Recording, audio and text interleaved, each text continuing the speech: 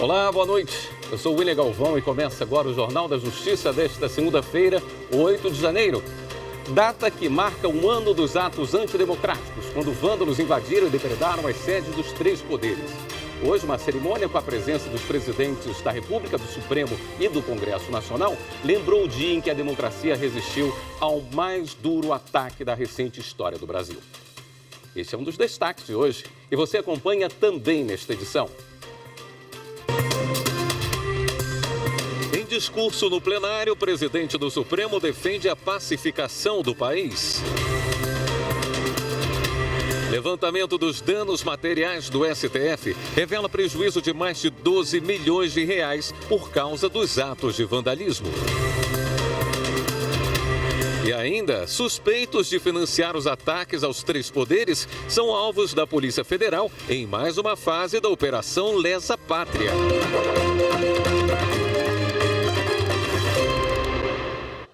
No dia em que os atos antidemocráticos completam um ano, presidentes dos três poderes se reuniram em Brasília para lembrar que a democracia manteve inabalada. O primeiro evento foi no Supremo Tribunal Federal, com a abertura da exposição Após 8 de Janeiro, Reconstrução, Memória e Democracia. Em discurso no plenário, o presidente do STF, ministro Luiz Roberto Barroso, disse que é preciso reforçar a busca pela pacificação do país. Acompanhe na reportagem de Marta Ferreira. O marco de um ano dos atos golpistas foi lembrado com 1 minuto de áudio do quebra-quebra. Reunidos no plenário, presidentes dos tribunais superiores, autoridades do judiciário e ministros do Supremo relembraram o dia da infâmia.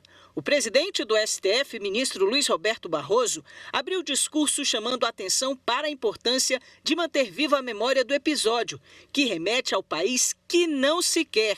O país da intolerância, do desrespeito ao resultado eleitoral, da violência destrutiva contra as instituições. Um Brasil que não parece com o Brasil. Estilhaços de vidros, retratos atirados ao chão, móveis depredados, o crucifixo arrancado da parede, a bancada do plenário pisoteada, o tapete queimado, água por todo lado, inscrições de ódio pelas paredes. Um cenário de barbárie, motivado por uma animosidade que foi artificialmente cultivada anos a fio. Extremistas que não velam pelas instituições, que não respeitam as pessoas, que não cultivam os valores da civilidade e da harmonia social. Vivem de inventar inimigos. São quixotes do mal. Barroso destacou que a destruição foi causada por pessoas aparentemente comuns, mas insufladas por falsidades e sentimentos antidemocráticos. Falsos patriotas que não respeitam os símbolos da pátria. Falsos religiosos que não cultivam o bem, a paz e o amor. Desmoralizaram Deus e a bandeira nacional. O que assistimos aqui foi a mais profunda e desoladora derrota do espírito. Numa espécie de alucinação coletiva, milhares de pessoas, aparentemente comuns, insufladas por falsidades, teorias conspiratórias, sentimentos antidemocráticos e rancor, foram transformadas em criminosos, aprendizes de terroristas. Barroso afirmou que o STF atuará para garantir a punição aos envolvidos. Estão sendo todos processados na forma da lei, pelos crimes que cometeram. Tentativa de golpe de Estado, de abolição violenta do Estado Democrático de Direito e depredação do patrimônio público, entre outros delitos. Nenhum juiz fica feliz ao condenar uma pessoa, mas o direito penal tem como uma de suas funções principais a ideia de prevenção geral. Pune-se para desestimular as pessoas de delinquirem. Tratar com condescendência o que aconteceu é dar um incentivo para que os derrotados da próxima eleição, sejam quem forem, também se sintam no direito de depredar os prédios das instituições públicas. Nós estamos aqui para evitar que isso aconteça de novo. Por fim, o presidente do Supremo defendeu a pacificação nacional.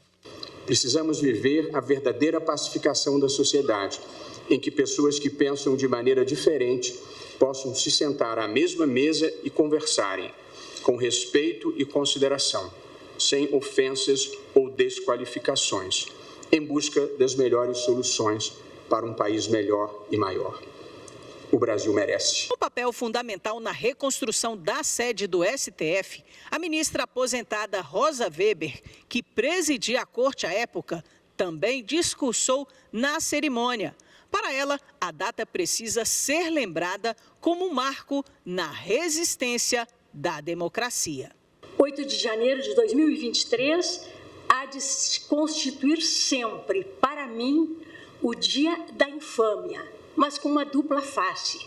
E a outra face é o dia da resistência da democracia constitucional que restou inabalada.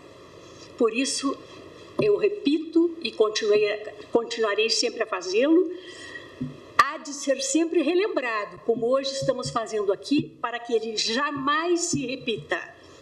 E ele deixa como lição, repito, a necessidade do cultivo da democracia constitucional, pelo incentivo ao respeito, pelo incentivo ao diálogo, à tolerância, à convivência pacífica dos que têm visões de mundo diversas, na defesa sempre, do nosso Estado de Direito. Juntos, todos participaram da abertura da exposição. São fotos, vídeos e objetos que retratam os ataques de 8 de janeiro. Alguns desses objetos permaneceram propositalmente sem restauração, como pontos de memória.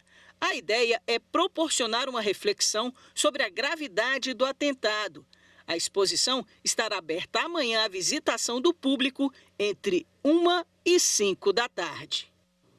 Durante a sessão no STF, foi apresentado um vídeo sobre o dia 8 de janeiro que mostra a indignação dos ministros do Supremo.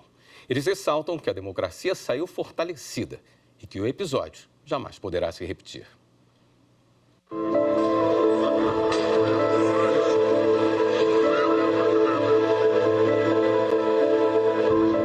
A vida é feita de símbolos e acho que foi um símbolo de que a justiça é inabalável. A justiça é um valor que transcende prédios e móveis. Ela habita o imaginário das pessoas e não é possível destruir. É preciso continuar essa vigília, continuar essa atenção. Nós não podemos titubear. 8 de janeiro é uma marca de uma cicatriz histórica que não se pode e não se deve esquecer no Brasil.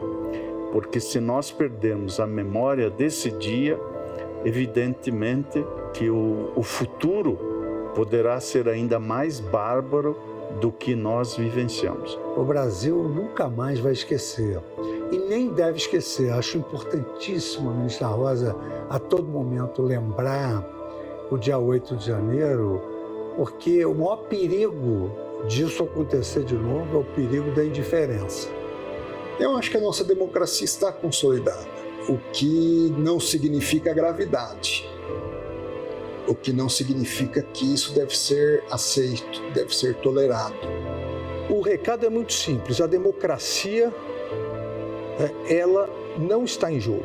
A democracia saiu fortalecida, as instituições demonstraram que não vão tolerar qualquer agressão à democracia, qualquer agressão ao Estado de Direito, e a resposta será rápida. Essa resposta precisa de ser dada a partir de uma lembrança, para que o presente seja de luta contínua pela democracia e para que deixe para quem vier depois de nós a certeza de que foi tentado de outras vezes, mas não se conseguiu de alguma forma demolir ou levar à erosão democrática.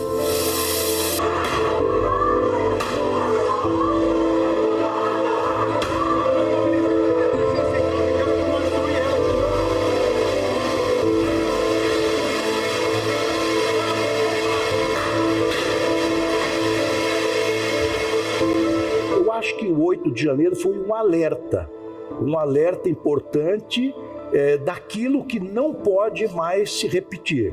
Quer dizer, as instituições precisam estar preparadas para enfrentar acontecimentos dessa natureza. E eu tenho certeza que foi um aprendizado e isso jamais se repetirá na história do Brasil.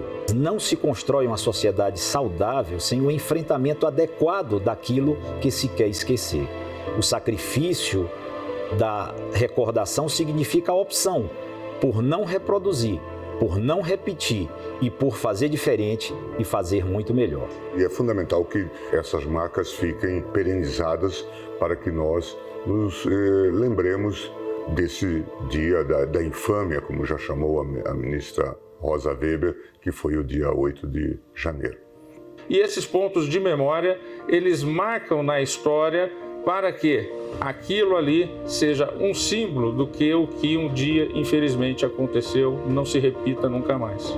Eu penso que, além de cultivar a democracia, nós precisamos relembrar sempre o 8 de janeiro e relembrá-lo justamente para que não se repita fato dessa natureza.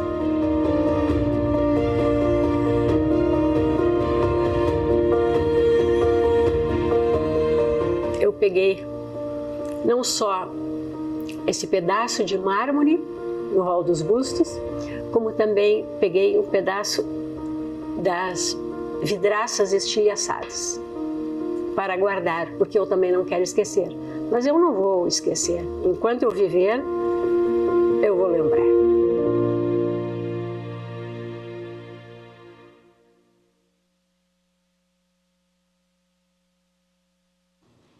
No aniversário do mais violento ataque às instituições democráticas na recente história do país, os presidentes dos três poderes se reuniram em uma cerimônia no Congresso Nacional. Eles defenderam a liberdade, os direitos individuais e reafirmaram o compromisso do país com a democracia. A reportagem é de Viviane Novaes. O Salão Negro do Congresso reuniu os três poderes da República: políticos, ministros, representantes das Forças Armadas e da sociedade civil. Um vídeo relembrou os atos antidemocráticos de 8 de janeiro.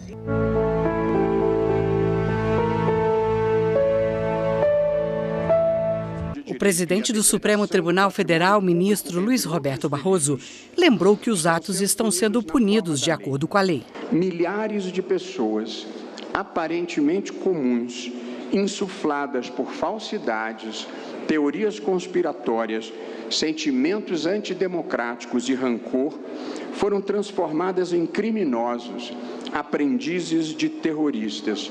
Uma triste derrota do espírito. De tudo o que vi e ouvi, no entanto, o que me causou especial abalo foi o seguinte: um policial judicial do Supremo me descreveu que, após marretadas na parede e arremessos de móveis e de objetos, muitos dos invasores se ajoelhavam no chão e rezavam fervorosamente.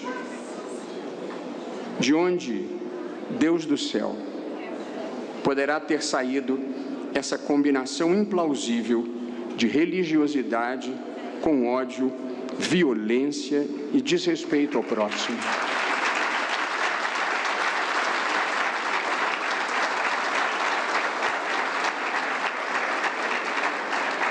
Que desencontro espiritual pode ser esse, que não é capaz de mínima distinção entre o bem e o mal, entre o estado de natureza e a civilização? O presidente do Senado, Rodrigo Pacheco, disse que o momento é um ato de reafirmação da democracia. Este ato de hoje não é um ato político comezinho, tampouco um ato de força. Este não é um ato meramente simbólico também. Esse momento é um momento de reafirmação da força da democracia brasileira e o nosso compromisso com os valores democráticos. Os inimigos da democracia, que não representam a vontade popular, recorrem à desinformação, à desordem, ao vandalismo, para simular uma força que não possuem. Os inimigos da democracia disseminam ódio para enganar e recrutar uma parcela da sociedade. Os inimigos da democracia usam um falso discurso político para ascender ao poder. O presidente da República, Luiz Inácio Lula da Silva, disse que não há perdão para quem atenta contra a democracia. Todos aqueles que financiaram, planejaram e executaram a tentativa de golpe devem ser exemplarmente punidos. Não há perdão para quem atenta contra a democracia, contra seu país e contra seu próprio povo. O perdão soaria como impunidade, e a impunidade como salvo-conduto para novos atos terroristas no nosso país. Salvamos a democracia. Se formos capazes de deixar a divergência de lado para defendermos o regime democrático, somos também capazes de nos unirmos para construir um país mais justo e menos desigual. A Câmara dos Deputados inaugurou esta exposição com obras de arte e objetos que foram destruídos. Este vaso foi um presente da China. A Câmara ainda vai fazer a restauração, mas decidiu remontá-lo, mantendo as marcas de fogo e as lacunas, para sempre lembrar os atos antidemocráticos de janeiro de 2023. O levantamento dos danos patrimoniais por causa dos atos de 8 de janeiro revela que foram mais de 12 milhões de reais em prejuízo para os cofres públicos. Confira na reportagem de Renato Rosa.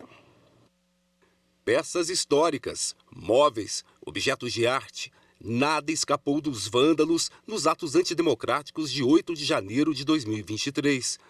Para recuperar os ambientes danificados, perícia policial nos locais atingidos, equipes de limpeza, arquitetura, conservação, restauração, tudo em sincronia. Não é um patrimônio do STF, mas é um patrimônio da humanidade, né, que está dentro de um bem que é patrimônio da humanidade, né?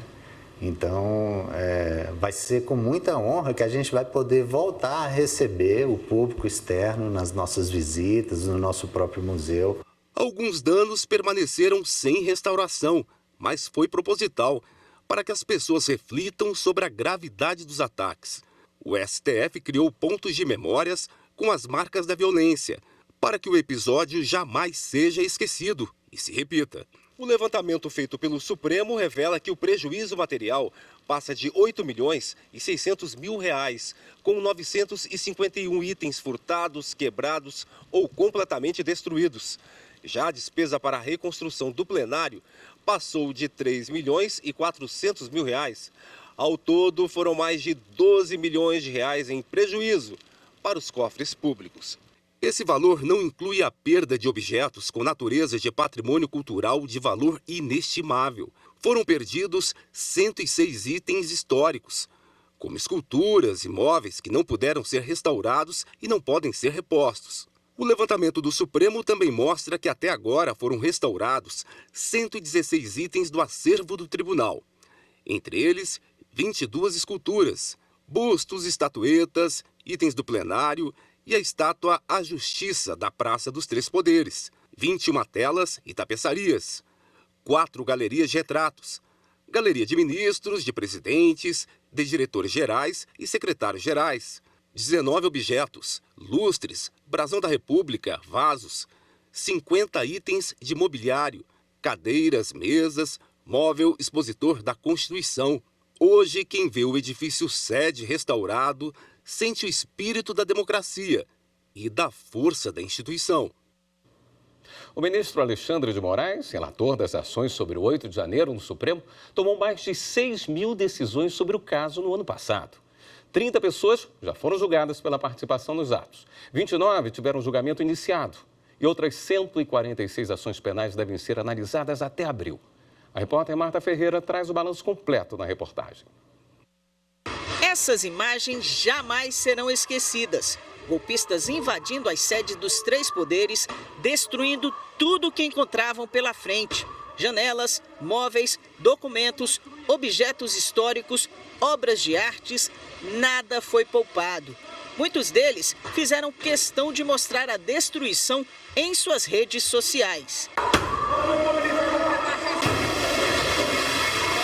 Com mandados expedidos pelo Supremo Tribunal Federal, a Polícia Federal deu início à operação para prender preventivamente suspeitos de participarem, financiarem ou fomentarem os atos do dia 8. O Ministério Público Federal abriu um inquérito para investigar os responsáveis. A partir daí, o Supremo Tribunal Federal recebeu 1.345 denúncias, sendo que em agosto, 1.113 foram suspensas por 120 dias por decisão do relator, o ministro Alexandre de Moraes, para que a Procuradoria-Geral da República pudesse propor acordos de não persecução penal, que é quando os envolvidos reconhecem a culpa e se comprometem a prestar serviços e pagar multa para não serem presos.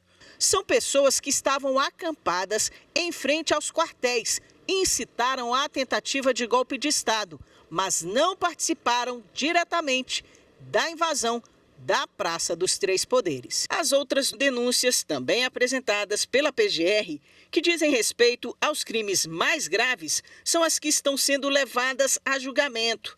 Esses denunciados respondem por prática dos crimes de associação criminosa armada, abolição violenta do Estado Democrático de Direito, tentativa de golpe de Estado, dano qualificado e deterioração de patrimônio tombado. Cada um dos acusados está sendo julgado pelo Supremo Tribunal Federal de forma individual. O primeiro a ser julgado foi Aécio Lúcio Costa Pereira. O julgamento ocorreu aqui, no dia 13 de setembro do ano passado, 8 meses depois desse mesmo plenário ter sido completamente destruído e reconstruído. Durante a sessão foram mostrados vídeos feitos pelo próprio réu Aécio Lúcio Costa Pereira, com ameaças ao Estado Democrático de Direito no dia dos ataques. Quem não acreditou, também estou aqui por vocês. Olha onde eu estou, na mesa do presidente. O relator dessa ação penal, o ministro Alexandre de Moraes, reforçou a gravidade dos ataques. Cada um agiu com dolo a fazer parte dessa turba, ao ingressar na esplanada ilicitamente, ao ingressar na Praça dos Poderes, dos Três Poderes, ao depredar e ao pleitear a derrubada do governo. Aécio Lúcio Costa Pereira acabou condenado a uma pena de 17 anos de prisão pelos crimes apontados na denúncia da PGR. O segundo réu a ser julgado foi Tiago de Assis Matar, que recebeu uma pena de 14 anos. Matheus Lima de Carvalho Lázaro foi o terceiro a ser julgado e acabou condenado a 17 anos de prisão. As demais ações penais estão sendo analisadas no plenário virtual a pedido do relator, o ministro Alexandre de Moraes. No fim de novembro, as acusações apresentadas pela Procuradoria-Geral da República já haviam resultado em 30 condenações. No dia 15 de dezembro, o Supremo começou a julgar outros 29 réus. O julgamento será concluído após o recesso. Outros 146 réus devem ter os casos analisados até abril. Em dezembro também, o ministro Alexandre de Moraes homologou 38 acordos de não persecução penal. Ao todo, 70 pessoas, entre as mais de 2.000 que foram detidas pelos atos, seguem presas. Os suspeitos de financiar os atos antidemocráticos foram alvos da Polícia Federal em mais uma fase da Operação Lesa Pátria. A determinação foi do Supremo Tribunal Federal. Repórter Pablo Lemos. A Polícia Federal cumpriu hoje 39 mandados de busca e apreensão e uma prisão preventiva. As ações aconteceram em 11 estados e no Distrito Federal. O Rio Grande do Sul e o Mato Grosso foram as regiões com mais alvos da polícia. Desde o início da operação, foram 97 mandados de prisão preventiva e 313 de busca e apreensão. Os valores estimados de bens apreendidos chegam a quase 12 milhões de reais.